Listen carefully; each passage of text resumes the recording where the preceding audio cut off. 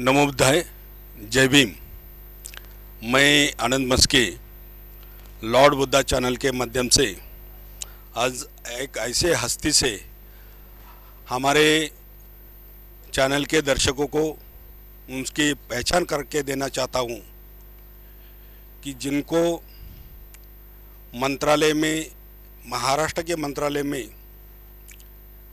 पिछले अपने उम्र के हिसाब से 75 साल पूरे होने के बाद भी वो अभी भी सरकार की सेवा कर रहे हैं और उन्होंने अपने कार्यकाल में सर्विस के 29 साल के कार्यकाल में करीबन 19 बार महाराष्ट्र राज्य का जिन्होंने बजट अर्थसंकल्प बनाया, ये एक बहुत बड़ी गौरव की बात है।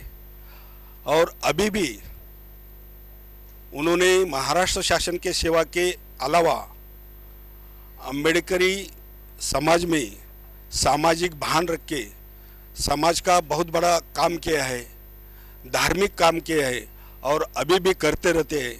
और उन्होंने इतनी संस्था खड़ी की कि वो संस्था का अम्बेडकरी समाज को बहुत ही बड़ा उसका उपयोग हो रहा है। ऐसे महान हस्ती आदरणीय सुरेश गायकवाड़ साहब, उनके बारे में अगर कहा जाए तो गुलाब की मैं पहचान क्या करूं, गुलाब की मैं पहचान क्या करूं, खुशबू ही उसकी पहचान है।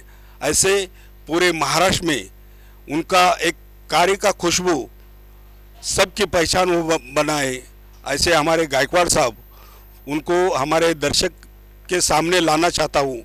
और हमारे बहुत से अम्बेडकरी मिशन के अम्बेडकरी कार्यकर्ता है, सरकारी कर्मचारी है और सरकारी अधिकारी है, उनके लिए भी एक आदर्श है कि उनके उम्र को देखते हमारी युवा पीढ़ी भी सोच सकती कि 75 साल में भी सरकार की सेवा करने वाले बहुत से कम अपवाद रहेंगे कि मेरे तो अभी तक के जीवन काल में मैंने 75 साल की उम्र में सरकार की सेवा करने वाले ऑफिसर को अभी तक तो देखा नहीं।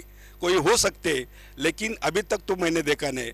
और ये उम्र में हमारे जवान को भी वो भी आश्चर्यचकित हो सकता है कि कभी नाराज नहीं रहते, कभी निराश नहीं रहते। सामाजिक काम, धार्मिक काम और सरकार का काम लगन से करने वाले हमारे गायकवाड़ साहब, उनके लिए मैं कोई सवाल पूछना चाहता हूँ। वो सवाल इसलिए रहना है कि उनका आदर्श हमारे युवा पीढ़ी ने लेना चाहिए। इसके लिए लॉर्ड बुद्धा आज उनको हमारे दर्शक के सामने ला रहे हैं। और मैं हमारे गायकवाड़ साहब को पूछना चाहता हूँ कि उनका जन्म कहाँ हुआ और उनका बचपना, क्योंकि बचपना बहुत बड़ी चीज़ होते है। बचपन में अगर कोई टाटा अंबानी के घर में आया, जन्म लेता है तो उसकी बात अलग रहती है, लेकिन एक गरीब घर में जन्म लेके वो आदमी अगर इतना बड़ा काम कर सकता है तो ये समाज के लिए एक आदर्श बन जाता है। तो इसके लिए मैं गायकवाड़ साहब को पूछना चाहता हूँ कि आप हमारे दर्शकों को आपके बचपन के बारे में बता दीजिए। जय भीम, नमो बुद्धाय। आज लॉर्ड बुद्धा चैनल के तरफ से मेरी ये जगह पे जो मुलाकात ले रहे हैं उसके बारे में मैं आनंद मस्के साहब को धन्यवाद देता हूँ। और मेरा जो लाइफ है, मेरा एजुकेशन, बाकी जो भी है वो सबके सामने सादर करने की मेरे को संधि दे रहा है, मैं उनका बहुत बहुत शुक्रिया अदा करता हूँ। मैं बालपन में, मेरा बर्थ डेट है 22 अप्रैल 1945 है और वो मेरा जन्म कड़वे, तालुका शाहवाड़ी, जिला कोल्हापुर, महाराष्ट्र, ये गांव में हुआ था। और वो गांव में मेरा प्राइमरी स्कूल, जो प्राइमरी एजुकेशन है 1st to 7th तक उधर ही हुआ। उधर वो शुरू में जब भी मेरा एडमिशन हुआ और फर्स्ट में जाया, जब उस टाइम का जूनियर सीनियर नहीं था, लेकिन वो फर्स्ट से शुरू होती है, तो मैं जब भी वो फर्स्ट में एडमिशन लिया तो एक मंदिर में, मेरी शाला मंदिर में थी और कोई एक दो साल के बाद तुरंत वो नया मंदिर या स्कूल बनाया, कड़वे विद्या मंदिर स्कूल में मैंने फर्स्ट से 7 तक एजुकेशन पूरा किया। और 8वीं के बाद हमारे गांव से बाजू में वो सिटी है, छोटा सा टाउन है मलकापुर, उधर मैं 8वीं में प्रवेश लिया और 8वीं से 11वीं तक उधर में मेरा एजुकेशन पूरा हुआ। जब मैं 8वीं से स्टार्ट किया, ABC मेरे 8वीं से स्टार्ट हो गई। और वो जो हाई स्कूल मलकापुर में उधर वो स्कूल में हाई स्कूल में जाता था। और वो जाने के लिए मेरे बारिश के दिन यानी रेनी सीज़न में एक्चुअली हमारा वो मलकापुर जाने के लिए उस टाइम कोई दूसरा साधन नहीं था। लेकिन हमारे मलकापुर और गांव में 2 नदियाँ थी, एक ही नदियाँ था लेकिन एक पार्ट वो रेगुलर नदी थी और उसका भाग जो अलग था वो दूसरा था। तो मेरे को मलकापुर से या कड़वे से मलकापुर जाने के लिए 2 नदी है क्या, उधर पहले ज़माने में नाव था, हुडी था, वो उससे जाना पड़ता था। तो पहली नाव क्रॉस करके दूसरे नाव में जाता था और उसके उधर जाता था। और बारिश में उस टाइम नहीं 10वीं यानी 10th जो 60 का सही था दशक था, वो टाइम में बारिश भी बहुत रहा था। तो पानी इतना नदी में बहता था तो इधर से उधर देखने तक भी डर लगता था। तो लेकिन उस टाइम भी जो नाव चलाने वाले वो चालू थी तो हम देखते नज़र में एकदम ये करते थे। लेकिन वो नाव में बैठने के बाद बैठने के लिए हमको क्या करना पड़ता था, हमारा दफ्तर था, बुक था, तो कपड़े था, वो पानी में कभी कभी ऐसा भीगता था, वो ख़राब होता था। इसीलिए वो दफ्तर में जो बुक्स है वो निकाल के कपड़े में बांध के ऊपर में रखता था, सर पे रखता था। और उससे जाते वो जो रास्ता बड़ा था वो नदी पार करके उधर जाके वो फिर कपड़े पहनते थे और वो चड्डी विड्डी वो लगा के और बाद में उधर स्कूल में जाता था और हाई स्कूल में। ऐसा वो 11वीं तक हमारा चला था। उसके आगे वो उस टाइम में इतना जो हमें मेहनत करना पड़ता था, बहुत मेहनत करता। लेकिन 8वीं से 11वीं तक मेरा जो शिक्षण हुआ बहुत इम्पोर्टेंट हुआ, क्योंकि उस टाइम हमारे साथ भी कई स्टूडेंट्स थे, विद्यार्थी थे, हमारे गांव के ही थे। लेकिन कई लोग उसमें से मेरे साथ रहे, दो चार लोग रहे, मगर कई लोग 11वीं तक पूरा नहीं किया, बाहर गए और वो पूरा के चला। लेकिन 11वीं तक जो मैंने जो सब्जेक्ट लिया, मैंने उस टाइम ऐसा सोचा था, पहले से मेरे मेरे माताजी, पिताजी और बंधु या भाई जो थे, उनके वजह से मेरा एजुकेशन का उनका बहुत ही था पीछे उड़ लगी। मेरे कोई भी हालत में मेरे घर में हमारे डैडी का और हमारे बाबा बोलते थे हम, बाबा से आई बाबा का हमारा जब ये था कि बहुत कोई भी हालत में हमारे घर से कोई अच्छा सीखना चाहिए, इसीलिए मेरे को बहुत सपोर्ट करते थे और कोई भी हालत में तुम करो। इसीलिए मैंने वो सब उस टाइम में मैंने सोचा कि नहीं ये सब बोलते तो मुझे सीखना ही पड़ेगा और मुझे दिलचस्पी से सीखना पड़ेगा। तो मैंने उसके ध्यान देकर उस टाइम में वो अंग्रेजी, संस्कृत, ये सब मैंने वो उस टाइम में मैथमेटिक्स, फिजिक्स, केमिस्ट्री जो हार्ड साइंस के सब्जेक्ट है, और मैंने उस टाइम ही सोचा था कि मैं होगा तो साइंस ग्रेजुएट होऊंगा। इसीलिए मैंने 11वीं तक वही सब्जेक्ट लेके उसमें वो फर्स्ट टर्म में सब मैंने 11वीं पूरी कर दिया। ऐसी तरह मेरे फर्स्ट प्राइमरी और सेकेंडरी मलकापुर में उधर 1964 में पूरी हो गया और उसके बाद मैं मुंबई में चला गया है। अभी आपने देखा होगा हमारे गायकवाड़ साहब ने कौन से हालत में शिक्षा पाई है। एक नहीं 2 नदी, 2 रिवर पार करके, वो रिवर में कभी नाव रहता है, कभी काइल रहता है। अभी भी कोई विलेज में काइल रहता है कि काइल में वो पानी अंदर आता है। अगर नदी को पूर आता है, नदी को बाढ़ आता है तो पानी अंदर आता है और उसमें स्कूल का ड्रेस भीगना नहीं चाहिए और स्कूल के बुक्स भीगना नहीं चाहिए। इसके लिए वो अपने सर के ऊपर लेके वो नदी पार करते थे और वो नदी पार करके भी 3 किलोमीटर चल के जाना और पढ़ाई करना उस वक्त के ज़माने में ये बहुत बड़ी बात थी। आज के ज़माने में हमारे बच्चे लोग को अगर मोटरसाइकिल नहीं मिलता तो कॉलेज नहीं जाते, लेकिन गायकवाड़ साहब ने 2 नदियां पार करके 3-4 किलोमीटर चल के उन्होंने मैट्रिक तक का शिक्षण किया, पढ़ाई किया। और थोड़ा मुझे एक जानकारी है कि उनको सामाजिक कार्य की जान बचपन से है, बचपन से उन्होंने समाज कार्य को शुरुआत किया है। तो गायकवाड़ साहब वो बचपन के समाज कार्य के बारे में बताएंगे। अरे वो तो बहुत इम्पोर्टेंट और इम्पोर्टेंट भी है और बहुत सोचने वाली बात है। वो ज़माने में हमारे फाइनेंस का प्रॉब्लम यानी खर्चा का प्रॉब्लम गांव में बहुत क्रिटिकल था। पैसा नहीं मिलता था, खेती करने वाले और खेती से पैसा नहीं मिलता था। अनाज मिलता है लेकिन पैसा नहीं मिलता था। तो हमारे गांव के लोग, हमारे समाज के लोग, बहुत से लोग बम्बई में थे। तो वो लोग क्या कर रहे थे हमारे साथ में, वो उधर से नॉर्मली क्या है, वो बारिश के दिन या रेनी सीजन में ये नहीं होता है, फाइनेंशियल पोजीशन यानी कुछ नौकरी धंधा कुछ कर नहीं सकते। और उस टाइम वो टंचाई, ये पैसे की टंचाई बन जाती थी। इसीलिए गांव मुंबई वाले जो जितने भी लोग थे वो हमारे सब इकट्ठा पैसा करे, बोला ऐसी यूनिटी हमारे गांव के लोगों की भी थी बम्बई में। तो वो लोग सब पैसा जमा करके हमारे गांव में देते थे। और हमारे इधर जो घर है, जो लोग अपने घर है उनको बोलते थे कि तुम ये सबको बांटो। उस टाइम हमारे गांव के बम्बई में जले गणपत आबा गायकवाड़, नाना आबा गायकवाड़, ये जैसे यार गणपत कृष्णा गायकवाड़, ये जो लोग बुजुर्ग थे वो बम्बई में थे। और वो बुजुर्ग लोगों के तरफ से मुझे बोलते थे, उस टाइम मेरा नाम गंगाराम था, अभी मैं सुरेश हूँ, उस टाइम में गंगाराम था। तो मेरा वो बोलते थे ये तुम काम करना चाहिए, ये सब में हम पैसा देते, उसका आपने हिसाब रखना चाहिए और हमको बताना चाहिए ये इसको इतना पैसा दिया, इसको इतना पैसा दिया, वो खर्चा किया।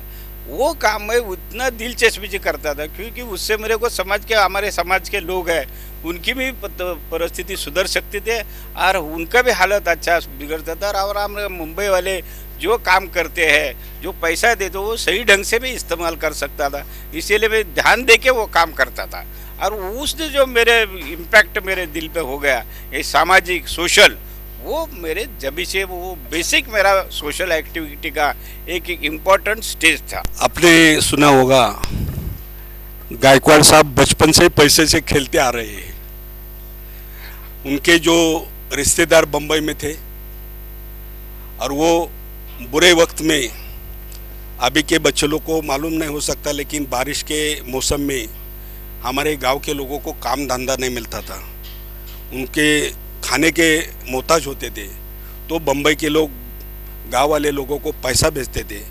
तो वो जब भी मनी ऑर्डर आया या कोई लेके आता था पैसा, तो एक भरोसे का आदमी, भरोसे का लड़का कि जो इतने बुरे इसमें अपनी पढ़ाई कर रहे हैं, कोई साधन नहीं होते भी पढ़ाई कर रहे हैं, और वो एक होशियार लड़का है, तो उसके पास वो भरोसे से पैसे रखते थे और वो पैसे सबको समानता से, इक्वालिटी से सबको बांटते थे कि सबको समान पैसा मिलना चाहिए। और ये बहुत ही बड़ी बात है, बचपन में ये सोशल वर्क करना, पैसे का हो या कोई भी समाज का काम हो, वो उनके खून में बचपन से आ रहा है। ये उनके अगले इंटरव्यू में आपको मालूम पड़ सकता है। मैं गायकवाड़ साहब को पूछना चाहता हूँ कि बम्बई आप कैसे आए और बम्बई का आपका एजुकेशन कैसा रह गया? बम्बई का आना भी एक चमत्कारिक है। मैं बम्बई का आना, मैं 11वीं पास हो गया। उसमें 11वीं पास होने के बाद उधर तो 11वीं के बाद उधर एजुकेशन नहीं था, वो कोल्हापुर में था। लेकिन मेरे भाई जो बड़े दो भाई थे वो बम्बई में पहले आते थे। वो बड़ा भाई मेरा, यानी हम 5 भाई है, उसमें मैं तो लास्ट हूँ, लेकिन तीसरे नंबर का भाई जो, चौथे नंबर का भाई जो है श्रावण जो मेरे, और वो केशव, ये दोनों बम्बई में आए थे और वो जॉब उस टाइम करते थे। तो उनका भी ये था, जैसा गांव वाले ने फार्मरशिप करता, शेतकरी जो कुटुंब था, माँ बाप और बाकी भाई, तो इधर मेरे को पढ़ाते थे। ये दोनों बम्बई में आए तो उनका भी ध्यान था कि भाई उन्होंने इतना पढ़ाई उधर सिखा था और ये अच्छा है देवे, तो इसको, ये स्टूडेंट को हम उसको कॉलेज पढ़ाएंगे, इसीलिए मेरे को बम्बई में बुलाया और मैं बम्बई आता। जिस दिन मैं बम्बई में निकला तो बम्बई पहुँचा नहीं लेकर, उसका भी बड़ा प्रॉब्लम था, क्योंकि इतना बम्बई बोले तो लोग को एकदम डरते थे कि उधर से जाना आना। और हमारा जब भी बम्बई में निकला तो भी तो मैं एसटी का दूसरे एसटी के सिवाय दूसरा कोई रास्ता नहीं था। तो हमारे गांव मलकापुर जो बोला ना, उधर से बम्बई कोल्हापुर को जाना पड़ता था, कोल्हापुर से रेलवे से आना पड़ता था। तो मलकापुर से जब निकले एसटी से तो हमारे गांव के इतने लोग, मेरी माँ, हमारे बाकी सब रिश्तेदार सब आके, मैं पहले बार बाहर जा रहा हूँ तो एसटी स्टँड पे सब रोते थे, अरे बाबा किती दिवस चालला, कसा चालला बाबा, राहणार कसा, हे आईचं आणि आमच्या म्हणजे इतरच्या घरच्या लोकांचं ही परिस्थिती, अशा परिस्थितीमध्ये आलो। आणि आल्यानंतर एस टी, आणि त्यावेळचा एक प्रसंग आहे, वडिलांनी मला काही कुछ पैसा दिया, बम्बई के आए तो पिताजी ने पैसा दिया, वो मेरे पॉकेट में रखा। और जब भी मैं कोल्हापुर स्टेशन में आया, और कोल्हापुर मेरे साथ एक गांव का आदमी था और एक पाटिल करके था, वो रेलवे में रिपोर्टर था। वो आया तो उसके साथ ही मैं आया। वो पहचान, भाई ने पहचान के, मुंबई वाले ने पहचान कर उसको दिया, क्योंकि वो पहचान वाला रेलवे में पोर्टर काम करता था, हमाली काम करता था। तो उसके साथ मेरे को बहुत था। तो मैं गाड़ी में बैठा रेलवे में, और दादर उतरने का था। मैं इधर से गांव से आया तो दादर में हमारे नायगांव में रहने वाले हमारे समाज के सब जो पैसा देते थे ना, वो सगळे सब मंडली वो नायगांव में रहते थे। तो उसमें से 4-5 लोग मेरे को रिसीव करने के लिए दादर स्टेशन में आले। तो मैं जब ये उतरने लगा, बीच में मेरे ध्यान में आया, देखा तो पॉकेट नहीं। तो पॉकेट किधर पा रहा मेरे को पता भी नहीं लगा। अभी क्या करेंगे, उसमें टिकट था। तो वो जो मेरे साथ, जिसके साथ मैं आया, वो हमालदार भाईखळा स्टेशन का। तो वो बोला, गंगाराम तू काळजी करू नको, तू माझ्याबरोबर चल। मग त्याने मला भाईखळ्यापर्यंत आणलं, आणि भाईखळ्यात आम्ही आलं। वो भाईखळे में तब तक जो हमारे मेहमान, जो हमारे रिश्तेदार भाई वगैरह जो नायगा दादर में खड़े थे, वो एकदम सरप्राइज, वो गाड़ी निकल गई। मैं 1 घंटा हो गया, आधा घंटा, 1 घंटा हो गया, तब तक बाहर रहे, तो भाई क्या कर गया। तो भागम भाग शुरू हो गया। तो फिर वो बोले वो तो आएगा, पाटिल आएगा। तो वो लोग इधर, कई लोग उधर आया, कई लोग इधर आया, और बाद में पता लगा कि वो हम आए इधर भाईखड़ा में आए। तो ये लोग फिर से उधर से भाईखड़ा में आए, भाईखड़े से मैं फिर नायगांव आया, और नायगांव में आ गया, और इसी तरह मैं बम्बई आया। और सेकेंडली अगले का वो आने के बाद एडमिशन लेने गया कॉलेज का। तो ये ऐसे तरह से मैं बम्बई में आया। और आगे का हाल जो है, तो मेरा कॉलेज का शुरू होगा एडमिशन का। 11 तो फर्स्ट ईयर, उस टाइम वो first year, second year, inter, junior, senior ऐसा था। तो फर्स्ट ईयर एडमिशन के लिए मैंने सिद्धार्थ कॉलेज में कोशिश किया, लेकिन सिद्धार्थ कॉलेज में क्या होगा, जब भी मैं पहले क्या 21 जून तक कॉलेज शुरू होता था, लेकिन हम लेट आया, हमको ये पता ही नहीं था, और भाई को भी इतना पता नहीं। तो मैं जून एंड में आया, फिर भी जो पहचान निकाल के वगैरह ऐसा करके मेरे भाई ने, एक प्रिंसिपल एक श्रीवास्तव था, वो सिद्धार्थ कॉलेज में, उनको सिपाही था उसका, उनको पढ़ के मेरा एडमिशन का कोशिश किया, और मेरे सिद्धार्थ में एडमिशन मेरे को फर्स्ट ईयर का, मैंने उधर फर्स्ट ईयर साइंस का एडमिशन लिया। तो एडमिशन लिया, ऐसा फिर करके वो एडमिशन तो लिया, और फर्स्ट ईयर कंप्लीट किया, सेकंड इंटर साइंस कर दिया। और उसके बाद मैंने ग्रेजुएशन के लिए 2 साल उधर काम किया, या सॉरी पढ़ा। और जूनियर सीनियर में मैं इस्माइल यूसुफ कॉलेज जोगेश्वरी उधर चला गया, क्योंकि वो इस्माइल यूसुफ कॉलेज ये गवर्नमेंट का है। और मेरे भाई के सब और इधर के जो पहचान वाले थे, सब लोग उधर उनके प्रिंसिपल के वो, या बाकी जो प्रोफेसर लोग हैं, उनकी पहचान थे। तुम करो प्रोफेसर लोग मी मुझे बोले, अरे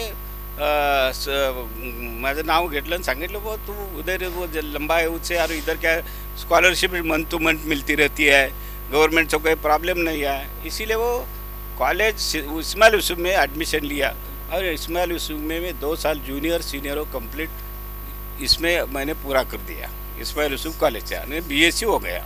मुझे एक अजब लग रहा है, गायकवाड़ साहब BSc हो गए, और उस ज़माने में ग्लैक्सो जैसे कंपनी, BSc अगर हमारा कोई लड़का होता है तो अच्छे पोस्ट में जॉब मिल सकती है, लेकिन गायकवाड़ साहब मंत्रालय में वो भी वित्त मंत्रालय में कैसे गए, उसके बारे में जरा हमें बताइए।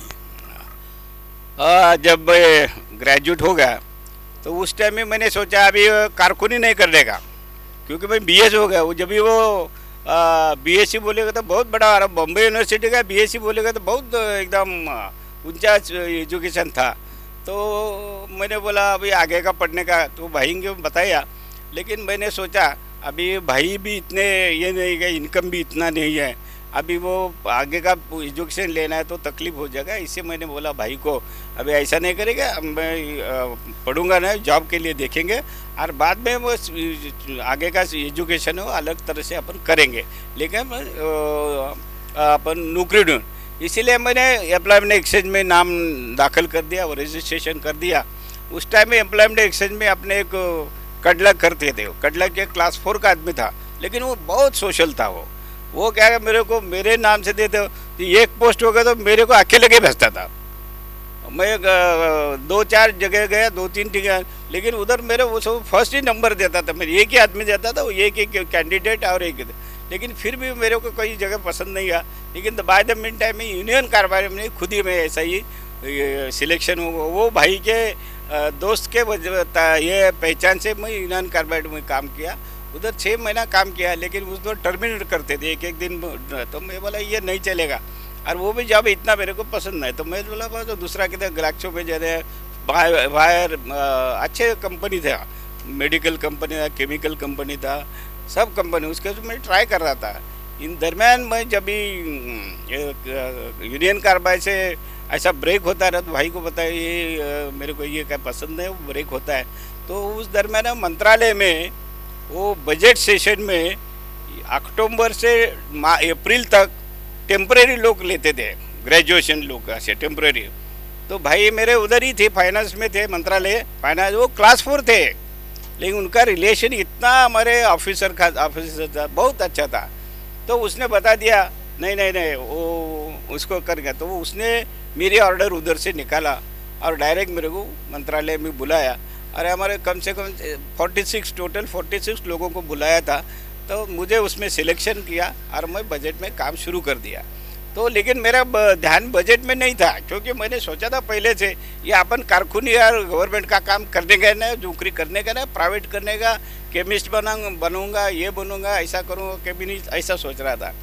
तो उसमें वो 6 अप्रैल हो गया, जून हो गया, जुलाई हो गया, फिर मेरे को टर्मिनेट नहीं करे क्योंकि हिसाब से। लेकिन मुझे सिलेक्ट किया और बोले को आपको नहीं छोड़ेगा। वो भाई ने वो जैसा कोशिश करना चाहे तो वो ऑफिसर से कोशिश लगा कि मेरे को, क्योंकि भाई मेरे दिल में था, भाई के दिल में कि कोई भी हालत में गवर्नमेंट से बाहर नहीं जाने देने का, सुरेश को आने गंगाराम को देने का नहीं।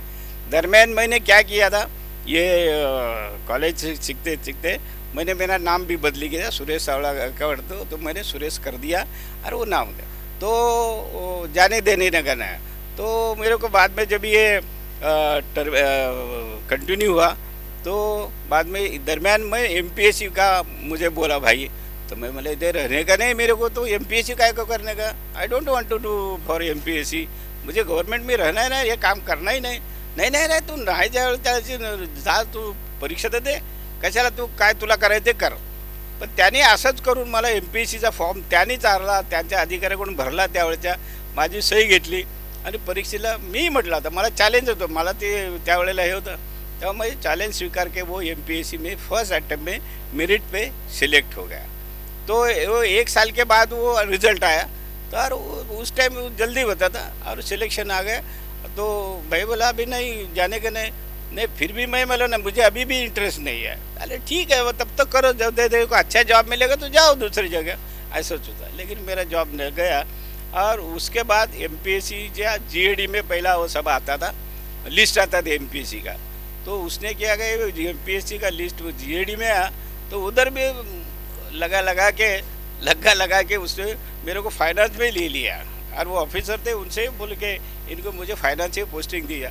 और वो फाइनेंस में मैं 1974 में, एक्चुअल पहला से 70 से मैं उधर फाइनेंस में था। तो मेरी जॉब एमपीएससी जी कंटिन्यूस फाइनेंस में ही हो गई। दर्शकों, एक बहुत बड़ी सोचने वाली बात है। बाबा साहब ने क्या पढ़ना चाहिए, कितना पढ़ना चाहिए, ये बाबा साहब ने तय नहीं किया, रामजी बाबा ने तय किया था। उनको बाबा साहब को इतना पढ़ाना था कि बाबा साहब पूरे विश्व के एक प्रज्ञा सूर्य बनना चाहिए, ये उनका खौफ था। वैसे ही आप अगर दूसरा मैं उदाहरण देना चाहता हूँ, हमारे नरेंद्र जाधव साहब है, उनका आपने कोई किताब पढ़ा होगा, मैं यानी माझा बाप, उसमें उन्होंने सही बताया है कि उनके साथ उनके सभी भाई क्लास 1 अधिकारी बन गए। किस वजह से? तो उनके पिताजी ब्रिटिश के लोगों के साथ बटलर का काम करते थे और उनका ख्वाब था कि हमारे बच्चे इंग्लिश अच्छे तरह से पढ़े और इंग्लिश अच्छे पढ़ने से ब्रिटिश लोगों के अच्छा जॉब मिलना चाहिए। तो ब्रिटिश चले गए और उनके बच्चे लोग को भारत सरकार में अच्छा जॉब मिला। ऐसे ही आज गायकवाड़ साहब ने उनके भाई, जो बड़ा भाई है, उनका एक ख्वाब था कि मेरा भाई इतना क्लेवर है, इतना होशियार है, ये मेरा भाई मंत्रालय में रहना चाहिए और वो भी अर्थ खाते में रहना चाहिए। अगर इसके बारे में आप सोचेंगे तो डॉक्टर बाबा साहब अम्बेडकर विश्व के महान अर्थतज्ञ, और बाबा साहब ने हमारे ऊपर जिम्मेदारी दो सौंपे, एक सामाजिक विषमता और आर्थिक विषमता खत्म करनी चाहिए।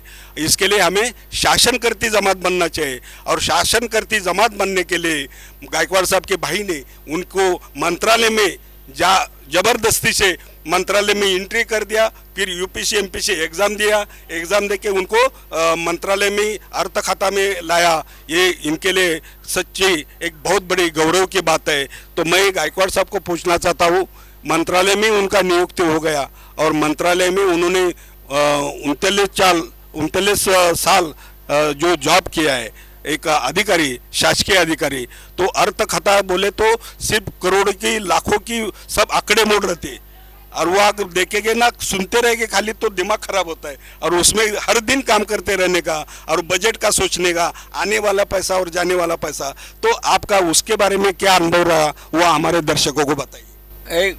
जब भी वो 2-3 साल हो गया, 3 साल होने के बाद मुझे भी ऐसा सोचने लगा कि वो जॉब परमानेंट हो गया। मेरे को बाद में पीआरटी एग्ज़ाम हो गया, सब हो गया, डिपार्टमेंट कमेटी हो गया, मीटिंग हो गया, अपने एग्ज़ाम हो गया, उसमें भी मैं क्वालिफाइड हो गया और मेरा जॉब 3 साल के बाद 74 में परमानेंट हुआ।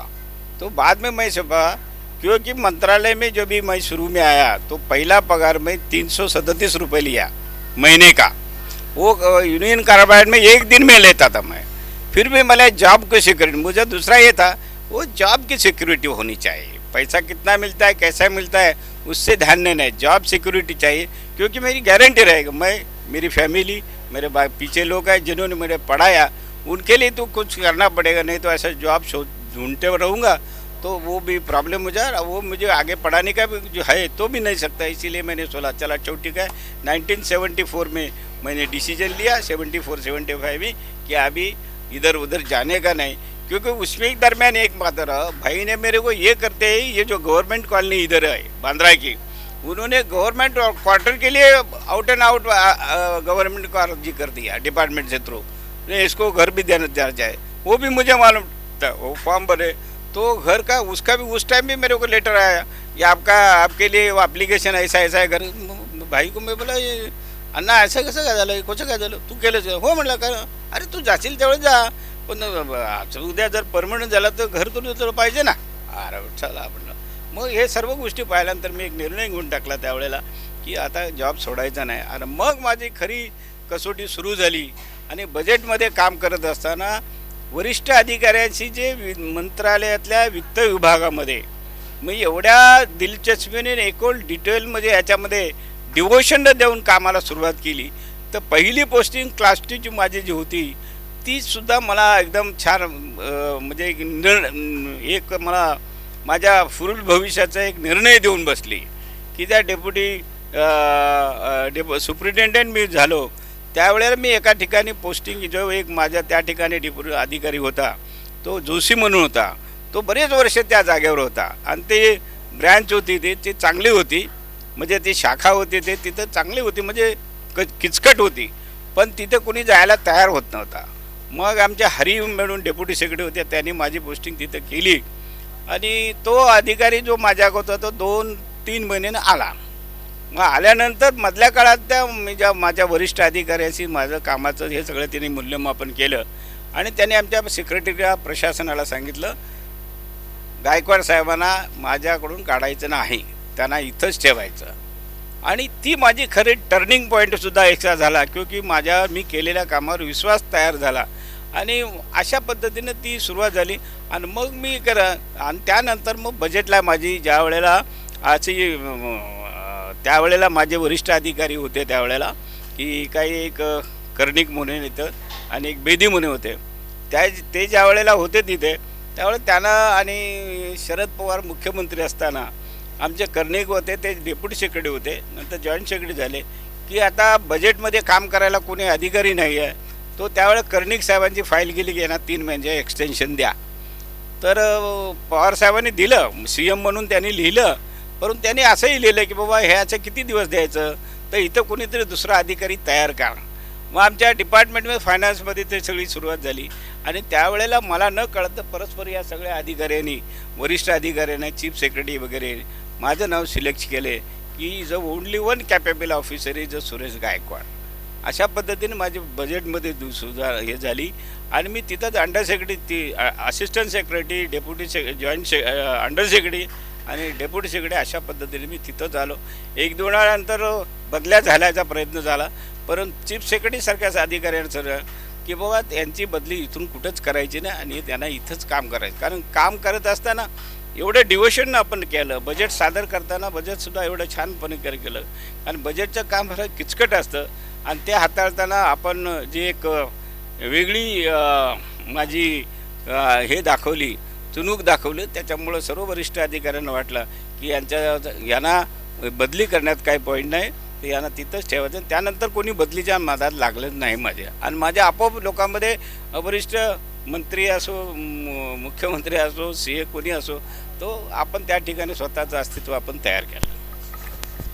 गायकवाड़ साहब ने 10 मुख्यमंत्री, 10 अर्थमंत्री और बहुत से मंत्रियों के साथ बजट 19 बार बजट बनाया, तो बजट लीक होता है, इसके बारे में क्या है? क्योंकि अभी डिजिटल इंडिया आ गया, लेकिन पुराने ज़माने में बजट मैनुअल बनाना पड़ता था और वो मैनुअल बजट बना के उसको इतना लीक नहीं होना चाहिए, इसके लिए खबरदारी लेना, वो सस्पेंस में रहना, भूमिगत रहना पड़ता था पूरे स्टाफ को. तो उसके बारे में ज़रा आप दर्शकों को बताएं. वो बजट है तो घटनात्मक तरतूद की बाबा साहेबांनी घटना लिखी है, उसमें बजट इज अ कॉन्फिडेंशियल. जब तक बजट लेन डाउन होता नहीं सभागृह में, तब तक वो कॉन्फिडेंशियल रहता है.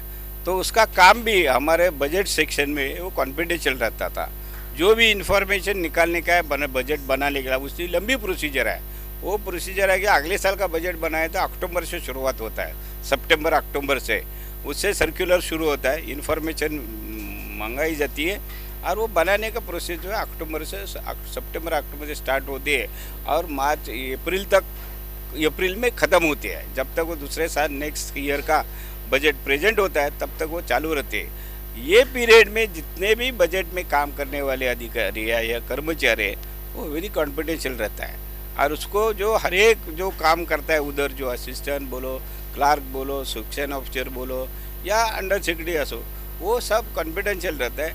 और लास्ट दिन में तो वो पूरा बजट में जो गवर्नमेंट प्रेस में, अब चरनी रोडा जी गवर्नमेंट की प्रेस है, उधर प्रिंट होता था. तो लास्ट में जो बनाते हैं हम बजट, उसका ग्रीन बुक बोलता है उसका, और जो भी बोलते हैं जो इम्पोर्टेंट कम से कम 46 पब्लिकेशन है, इससे जो बनाते वो लास्ट में वो फाइनल प्रिंट होता है तो प्रेस में उधर के प्रेस के लोग भी और हमारे बजट के कई सिलेक्टेड हम लोग खाली उधर बैठ सकते थे, बाकी लोगों को उधर बैठने भी नहीं देता था और उधर प्रिंट हो जाए. जब तक वो अभी कल बजट प्रेजेंट है, आज रात को सब वो बजट प्रिंट करके वो बैग में भरने तक वो सब उधर सिक्रेसी रहते हैं.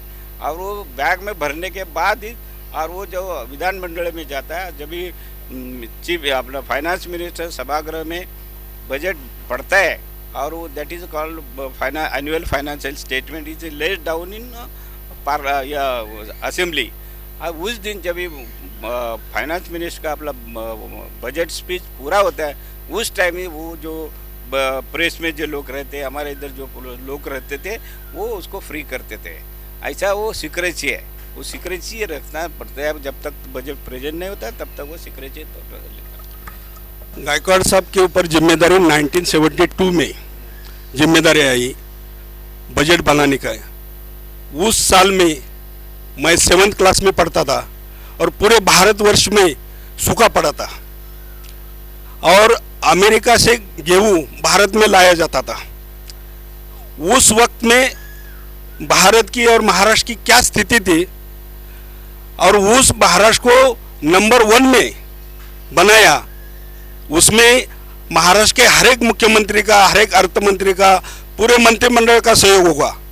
लेकिन जो पहले बजट बनाता है और फिर संसद विधिमंडल में वो सादर करता है अर्थ मंत्री, तो बजट बनाने का जो मेन जो श्रेय है वो हमारे शासकीय प्रशासकीय अधिकारी को जाता है। तो महाराष्ट्र में नंबर 1 बनाने में जितना मंत्री लोग का योगदान है उतना हमारे गायकवाड़ साहब का योगदान है। तो महाराष्ट्र को इतने प्रगति पे लाया, उसके बारे में हमारे गायकवाड़ साहब हमारे दर्शकों को बताएंगे। ये महाराष्ट्र है ना, महाराष्ट्र रिसोर्सेज जो रेवेन्यू जनरेशन, ये रेवेन्यू जमा होता है को ऐसा अपने देश में सबसे महाराष्ट्र आगे है। हाँ, और वो जो महाराष्ट्र की स्थिति है, फाइनेंशियल पोजीशन शुरू से थोड़ा अच्छी है, लेकिन उसके बाद जो रिसोर्सेज डेवलप करना है और रिसोर्स को डिस्ट्रीब्यूट करके वो खर्चा करने का, जमा करना और खर्चा करना, ये जो सिस्टम है वेरी इंपॉर्टेंट है।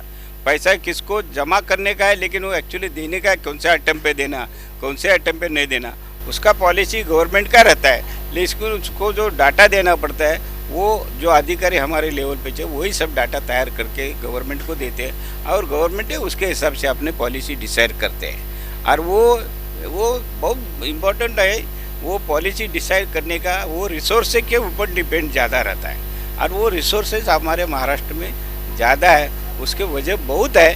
वो डिटेल अभी मैं इतना नहीं बता सकता, लेकिन उसका तो भी थोड़ा पोजीशन है, इसीलिए वो जितना रिसोर्सेज बढ़ जाता है उतना ही खर्चा करता है। जितना खर्चा ज़्यादा करेगा उतना रिसोर्सेज भी बढ़ जाता है। इतने सब बजट बनाने में सबसे ज़्यादा आपके साथ कौन से अर्थ मंत्री का योगदान रहा है? मेरे साथ अभी गोविंदरा अधिक थे, लेकिन मेरा शॉर्ट पीरियड था। उसके बाद युति शासन में आया वो खड़से साहब आया। उसके बाद हर्ष वाडवानी का काम थोड़ा था, मुंडे साहब का थोड़ा पीरियड था, लेकिन खड़से साहब का जो पीरियड ज़्यादा अच्छा था वो इसका युति शासन के। और उससे ज़्यादा जो काम किया तो मैं जयंत पाटिल जो फाइनेंस मिनिस्टर, और सबसे अच्छा जो ज़्यादा काम किया और अच्छा काम किया तो जयंत पाटिल। आपने सुना होगा गायकवाड़ साहब ने बहुत से अर्थ मंत्री के साथ बहुत ही अच्छा काम किया। उनको महाराष्ट्र शासन से बहुत से पुरस्कार मिला है और उनके काम की तरफदारी यहाँ के मीडिया ने बहुत सी दखल लिया। बहुत से इलेक्ट्रॉनिक मीडिया में हो या प्रिंट मीडिया में हो, इंग्लिश मीडिया में उनके बहुत से न्यूज़ आए और महाराष्ट्र शासन के तरफ से उनको बहुत सत्कार, उनको बहुत ही अच्छे प्रमोशन दिए। इतना बड़ा प्रमोशन कि रिटायर ही करना है सरकार, कोई भी सरकार आता है वो गायकवाड़ साहब को छोड़ना ही नहीं चाहते। इतने ईमानदार, इतने प्रामाणिक, इतने त्यागी ऐसे गायकवाड़ साहब। अभी हम लास्ट एक सवाल पूछेगा गायकवाड़ साहब को कि इतना सब आपने किया, उसमें सबसे बड़ा अगर आपका काम है तो सामाजिक योगदान। इसमें आपने हमें अभी जहाँ इंटरव्यू ले रहे वो प्रज्ञा सांस्कृतिक केंद्र गायकवाड़ साहब ने किया। यहाँ बहुत बड़ा एक ग्रंथालय है, यहाँ बहुत बड़ा महाविहार है, यहाँ शादी का एक बड़ा हॉल है। और इससे भी गायकवाड़ साहब ने तिलक नगर में साई प्रज्ञा एक बहुत बड़ी सोसाइटी निर्माण किए हैं। और गांव में उनके गांव में और शाहूवाड़ी तालुका में भी गायकवाड़ साहब ने बहुत से संस्था खड़े किए और वो अच्छी तरह से चल रहे और उससे युवा पीढ़ी को बहुत सा फायदा हो रहा है। तो गायकवाड़ साहब ज़रा वो संस्था के बारे में बताइए। जो जितना मैंने पहले बोला, मेरा जब बचपन हुआ वो मैं सोशल एक्टिविटी कैसा है उसका वजह मैंने बता दिया। वो इधर जब भी से वो गांव में था वो हो गया और ये बम्बई में आया। उधर हमारे गांव में मंडली था, उधर हम साथ में रहते थे। बम्बई में आया तो हमारे इधर भी शुरू हो गया। मैं इसको कॉलेज में पढ़ता था, फिर भी इधर हमारे जो लोगों ने इधर से मेरा इनकम अच्छा यानी वेलकम किया, उन लोगों को इकट्ठा करके मैंने इधर कड़वे सिद्धार्थ मंडल करके संस्था स्थापन किया और उसके तरफ से हमने सुधा उधर काम करते थे। वही इधर काम करने के बाद मेरा ग्रेजुएशन है, जॉब शुरू हो गया। उसके बाद मेरे गांव में ही शुरू हो गया। गांव में हमारा एक ज़मीन लिया उसके वजह से उधर हमारा शाहवाड़ी तालुका बौद्ध सेवा संघ है, उधर है हमारे प्रॉपर्टी है 30 गुंठे का जगह है।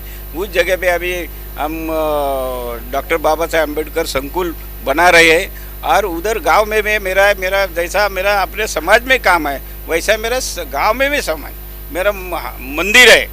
वो गांव के हित के लिए मैंने वो हनुमान मंदिर उसको भी मैंने खुद का डोनेशन देकर सबको इकट्ठा करके उसका भी संस्था का मैं अध्यक्ष हूँ।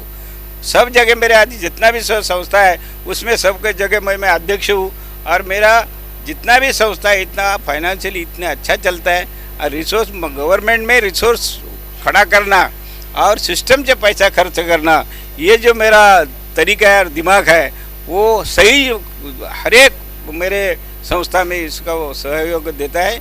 और इसीलिए हमारा जो पहले से मेरा जो बचपन से जो सोशल जो एक्टिविटी वही सोशल जो एक्टिविटी इधर मैं कर दिया और इसीलिए गांव में हो या बम्बई में हो मेरा सोशल एक्टिविटी। अभी जो मैंने सोसाइटी का नाम किया, अभी किलर नगर जो सोसाइटी का रूम 1.5 करोड़ में मिलता है वो मैंने 9 लाख रुपए दिया है। वो फ्लैट की कीमत 9 लाख और उधर ही अभी 1.5 करोड़ 2 करोड़ का प्रॉपर्टी है। तो ऐसा मैंने वो भी सिंपल किसी को ये नहीं करके सस्ते से सस्ते लोगों ने कैसा करना वो सिस्टम से काम किया, इसीलिए वो कम पैसे में हुआ।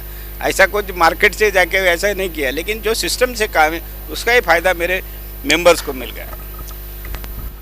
गायकवाड़ साहब का अमृत महोत्सव बनाने जा रहे हैं और गायकवाड़ साहब को देखेंगे तो 16 साल का जवान लगते हैं, क्योंकि अभी भी 75 उम्र में हर एक संस्था का अध्यक्ष, और वो सिर्फ नाम के लिए नहीं, वो खुद ही देखते हैं, संस्था को डेवलप करते, कार्यकर्ता को काम पर लगाते, उनके ऊपर भी जिम्मेदारी देते। ऐसे गायकवाड़ साहब तो कार्य सम्राट है ही, कार्य सम्राट है। इसके लिए हमारे बहुत से अधिकारी, हमारे बापू साहब कांबळे साहब है और उनके साथी, उन्होंने उनका हीरक महोत्सव अमृत महोत्सव बनाने का कार्यक्रम, उसमें बहुत से मंत्रीगण आने वाले। लेकिन अभी लास्ट में सवाल पूछना चाहता हूँ, गायकवाड़ साहब इतना सब कुछ कर रहे, इसके पीछे जो रहते पर्दे के पीछे वो रहते उनकी साथी, पत्नी और बच्चे, क्योंकि वो अगर साथ नहीं देते तो आदमी कुछ नहीं कर सकता है। तो आप गायकवाड़ साहब अपने फैमिली के बारे में जरा बताएंगे। एकदम मेन पॉइंट है, बता दे पूछना आपने ज़रूर है और मुझे बताना भी मेरी जिम्मेदारी है और वो ज़रूरी है, क्योंकि हर एक चीज़ में आपने पर्दे के पीछे कोई रहता है तो बोले ज़्यादा करके बीवी रहती है, क्योंकि जब से मेरी शादी हो गया जब बीवी आई है तो मेरा सोशल एक्टिविटी सब देखे उसके पिताजी ने भी देखा, ये उसके पिताजी भी तो सोशल एक्टिविटी में काम करता था। तो मेरे पश्चात जाके मेरे जो मंत्रालय में जाके उसने 2-4 आदमी को भेजा, ये कैसा लड़का है, वो कैसा है, उसका सोच बाकी कैसा है, वो उसका चाल चलन कैसा है, तो उनको सबको रिपोर्ट मिला, अरे ये तो बहुत अच्छा है, वो सोना जैसा आदमी अपने को मिल जाने वाला है। तो ये सब कर मेरी बीवी भी वैसी थी और सिंपल फैमिली सी थी, और उसके माँ वो मेरे सास और ससुर, वेरी सिंपल फैमिली। लेकिन मेरे लिए लड़कियां बहुत बड़ी बड़ी आता थे, लेकिन मैंने नहीं समझा, वेरी सिंपल फैमिली। और उसके वजह से उसकी बेटी यानी मेरी बीवी भी इतनी सिंपल है। और वो भी बाद में जब शादी हुई मेरी, उस टाइम में वो बैंक में सर्विस में थे, हाँ बैंक ऑफ इंडिया में यानी स्टेट बैंक में सर्विस में थी। लेकिन वेरी सिंपल, कभी उसने ये नहीं किया ना, तो मैं जाता था आता था, कोई करता था, और मेरा ये सब देखने के वजह वो कभी मेरे को उसका अपोज नहीं किया या विरोध नहीं किया और कुछ नहीं किया। उसका बहुत मेरे को सपोर्ट था, और उसके सपोर्ट उधर घर से नहीं तो ऑफिस में काम करके कंट्रोल के घर में, और घंटे में झगड़ा शुरू होता है या कोई डिस्प्यूट तैयार होता है तो नहीं अच्छा होता है। लेकिन कभी ऐसा प्रॉब्लम नहीं हुआ, जो भी हुआ एकदम satisfy, we are very satisfy about this my missus. And इसीलिए तो मैंने इधर तक आने का उसका भी सबसे ज़्यादा है। सर, आज हमारे जो शासकीय सेवा में काम कर रहे संध्या अधिकारी है, प्रशासकीय अधिकारी है, शासकीय अधिकारी है, उनको आप क्या संदेश देंगे? अभी क्या उसमें है बाबा साहब का पहला मेरा संदेश इसमें तो ये रहता है कि नया पीढ़ी को और से क्यों बाबा साहब ने जो बाबा साहब के वजह से अपना जीवन उसने बाबा साहब ने व्यतीत करके अपना जो समाज है अपना बुद्धि से पिछले जमात का जितने भी लोग हैं उनको ऊंचा करने के लिए बाबा साहब ने अपनी पूरी जिंदगी उसमें बहाल कर दिया। और वो किसके लिए, वो खुद के तो उसने कुछ नहीं किया, बाबा साहब ने अपने समाज के लिए किया, पिछड़े समाज को ऊपर लाने के लिए और सब अधिकार दिया। उसने स्वातंत्र गवर्नमेंट, उसने स्वातंत्र तो देश को मिला, लेकिन वो स्वातंत्र मिलने के बाद वो स्वातंत्र कैसा टिकाने का, उसके लिए बाबा साहब के ऊपर और उसकी बुद्धिमत्ता देख के बाबा साहब को घटने का जवाबदारी दिया और बाबा साहब ने वो घटना देश की घटना पूरी किया और उसमें ये पूरे राइट्स ऑफ जो है वो सब लोग को दिया और उसके वजह से लोग आ गए। तो मैं जब ये सोचता था कि जो बाबा साहब ने ये सब अपने को दिया, इसीलिए मेरे को तो फाइनेंशियल पोजीशन इतनी आगे बढ़ा नहीं थी, फिर भी मैं कैसा आगे बढ़ा। और गवर्नमेंट में बाकी लोग से तो इतने धर्म के ऑफिसर थे भी, उनको आगे नहीं तो मेरे जैसे कोई भी जितने भी मिनिस्टर थे, मुख्यमंत्री थे, फाइनेंस मिनिस्टर थे, क्योंकि मैं अपना खुद की जो ये दिखाता एलिजिबिलिटी तो सब अपने साथ रहता है। और अपन बाबा साहब के हिसाब से जो जमात अपनी जमात ही करती होना चाहिए, की पॉइंट में होना चाहिए, वही मैंने ध्यान करके और उससे सही उपयोग मैंने कर दिया। इसीलिए बाकी सब लोगों ने अपना काम, मेरे साथ भी हमारे लोग थे, लेकिन क्या हुआ वो हम क्या अपना काम देखते थे, अपना काम करने का और साथ साथ समाज का ही काम करने का वो किया। तो आज भी है ज़रूरत है, खाली आज 12 लाख का, 15 लाख का, 20 लाख का कोई ये मिलता है वो सोचने का नहीं, पैकेज मिलता है। मैंने बोला ना 327 रुपये महीने का पगार मैं लेके वो ये किया, वैसा पैसे के ऊपर नहीं देने का अपना वो उस टाइम में छोड़ता था। एक दिन में 300 पगार एक दिन के मिलता था, वो छोड़ के मैं 337 रुपये महीना मिलने के लिए आया, तो ये कर सकता तो चला। तो इसीलिए जो नवा जो है स्टूडेंट्स है, ये जो समाज है वो अपना बाबा साहब ने दिए जो ध्यान दिया, और बाबा साहब ने जो बौद्ध धर्म अपने को गौतम बुद्ध का धर्म दिया, वो धर्म के तरफ से अपना अपना मसीहा वैसा चालू रखना चाहिए। हमारे जो भी प्रशासकीय अधिकारी वो अगर गायकवाड़ साहब का प्रेरणा लेके समाज का काम करेंगे और समाज की उन्नति करेंगे तो समाज का बहुत ही प्रगति हो सकती है, क्योंकि उनकी जिम्मेदारी है कि संस्था खड़ी करना, लोगों को काम देना, लोगों को प्रशिक्षित करना और समाज को आगे लेके जाना। ये गायकवाड़ साहब का आदर्श है। और अभी उनका जो अमृत महोत्सव जो हो रहा है, वो अमृत महोत्सव के बारे में हम लॉर्ड बुद्धा चैनल से उनको शतक महोत्सव मनाने के मौका मिले और हम उनकी मुलाकात लेने के लिए हमें भी संधि मिले, यही प्रार्थना करके उनको भगवान बुद्ध के चरणों से प्रार्थना करते कि उनको लंबी उम्र मिले और उनके शताब्दी प्रोग्राम भी यही स्थल पर हम मनाएंगे। यही बात रख के मैं गायकवाड़ साहब के तहे दिल से आभार व्यक्त करता हूँ और मेरे 2 शब्द खत्म करता हूँ। जय भीम, जय बुद्ध, जय भारत। जय भीम, नमो बुद्धाय। आपण सर्वांनी ऐकलत याबद्दल आपलं सर्व धन्यवाद देतो आणि लॉर्ड बुद्धा या चॅनलचे मी मनापासून धन्यवाद देतो आणि मला ही संधी दिली आणि माझा विचार सादर करण्याची संधी दिली याबद्दल त्यांना धन्यवाद देऊन मी आता या ठिकाणी संपतो। जय हिंद, जय महाराज, जय बुद्ध।